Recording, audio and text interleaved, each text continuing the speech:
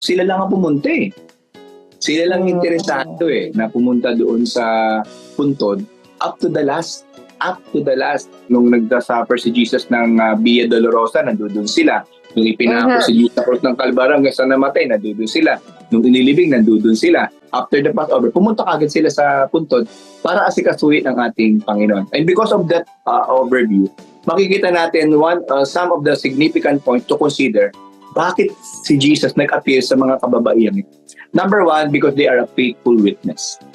Matapat silang witness. Bakit mo nasabing faithful? Even to the end, nandoon sila.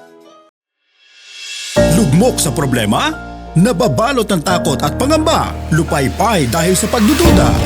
Because Jesus has risen, we too shall arise. Get up! Maki-join ngayong Abril sa Straight from the Word.